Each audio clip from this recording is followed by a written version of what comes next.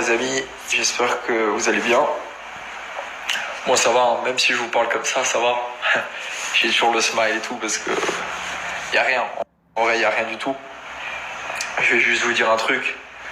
Quand tu es suivi par 1 million de personnes, dont 22% de mineurs, il y a des trucs que tu fais attention. Tu sais, tu peux pas dire tout et n'importe quoi.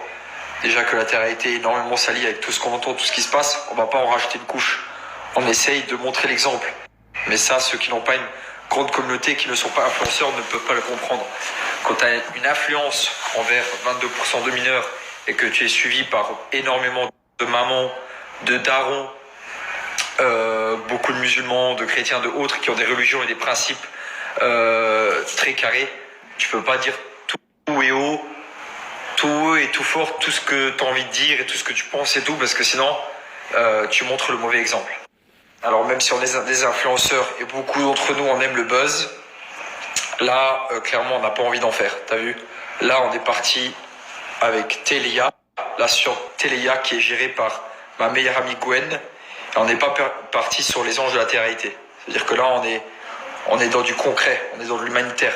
C'est-à-dire que le but c'est de montrer l'exemple et d'aider les plus démunis. C'est pas de créer des bad buzz, des buzz et tout ça, ce n'est pas le but. C'est pour ça que quand je vais dire à Lila dit qu'il y a une planche de bois qui m'est tombée sur le visage, voilà, on entend ça, on l'accepte et point barre. Peu importe ce qui s'est passé. Parce que le buzz, on n'en a pas besoin, on cherche pas le buzz, on cherche pas ça. Alors que le buzz, on peut l'avoir. Si vous préférez que je vous dise, ils étaient à 3 contre moi et ils m'ont défoncé la gueule, je peux le dire aussi. Mais c'est pas ce qu'on recherche. Après, qui a tort, qui a raison, ça, vous n'étiez pas sur place. Après, ce que les blogueurs et autres disent, nous, la vraie histoire, on la connaît, que ce soit l'association, l'équipe, ceux qui étaient présents, pour faire de bonnes choses à la base, on était présents. Après, j'ai envie de dire que c'est le Maktoub, c'est le destin, il n'y a pas de souci. J'ai eu beaucoup de signes sur ce voyage humanitaire. Le premier signe, c'est que ma soeur et mon beau-frère, qui est mon meilleur ami depuis 15 ans, ils se sont mariés le 25. Je devais partir le 24. J'ai dit, écoute Noémie, j'aurais tellement être là à ton mariage, surtout que c'est quelque chose que j'aime beaucoup, le mariage. Et en plus avec mon meilleur ami, elle s'est pas mariée avec un mec que je connais pas, elle s'est mariée avec mon meilleur ami d'enfance. Elle s'est mariée avec lui. Et j'ai dit, écoute Noémie, tu me connais, je préfère aller faire de l'humanitaire et aider les gens dans le besoin que être à ton mariage. Mais elle me connaît, elle sait pourquoi je dis ça. Moi, l'humanitaire et aider des gens dans le besoin, qui ont faim, qui ont froid, qui dorment mal la nuit, c'est plus important que des plaisirs personnels.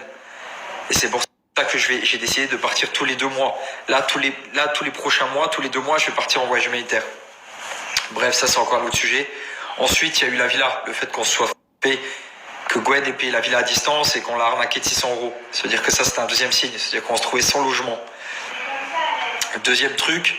Troisième truc même, un autre signe, c'est que on devait dormir dans un orphelinat. Ça aussi, ça a été annulé. C'est-à-dire qu'encore une fois, on se retrouve à la rue, on se retrouve sans logement. J'arrive sur place, je fais appel à mes contacts en disant que j'ai pas de logement. Et j'ai des personnes qui me contactent, bien évidemment, avec des logements gratuits.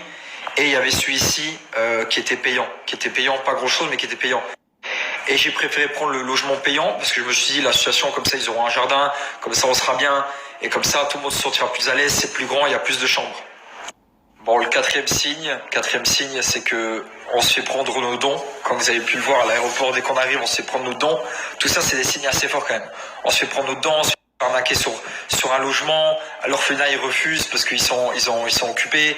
Le mariage de ma sœur, Gwen, la vice-présidente, qui est ma meilleure amie. Moi, je la considère vraiment, je l'aime et c'est comme ça changera jamais. Qui peut pas venir. Ça aussi, c'est un signe, le fait que la présidente de l'association ne peut pas venir. Elle peut pas venir parce qu'elle vient d'accoucher, la pauvre. Dieu merci, elle vient d'accoucher. Et son fils n'avait pas le passeport pour voyager parce qu'il a 4 semaines. Mais c'est aussi le fait qu'elle puisse pas venir. Moi, c'est avec elle que je collabore. C'est avec elle qu'on travaille. C'est elle mon binôme de vie. Mon binôme de vie et mon binôme pour l'humanitaire, c'est elle. Il y a personne d'autre. C'est avec elle que je m'entends. Et du coup, je me retrouve à partir avec des inconnus. Des gens que je connais pas, que j'ai vu 2-3 fois, avec qui j'échange pas, avec qui j'écris pas, qui me connaissent pas, qui savent pas à quel point ça me tient à cœur les choses. C'est-à-dire que je pars avec 11 inconnus.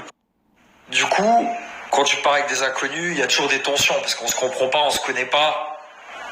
Et il n'y a pas de je suis au-dessus, je suis pas au-dessus. Ça, c'est les blogueurs qui racontent de la merde. Vous savez, si aujourd'hui je me déplace avec 11 inconnus et que je fais des voyages humanitaires avec des inconnus, c'est parce que je me considère comme eux. Tu sais, on est tous humains. Le seul qui est au-dessus, c'est Dieu. C'est pas parce que t'as une pastille bleue et que t'as 1 million de followers. Moi, je suis un être humain avant tout. Mais je peux plus penser comme ça.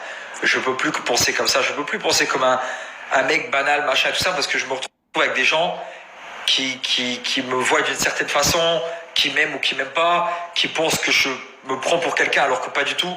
Et c'est compliqué.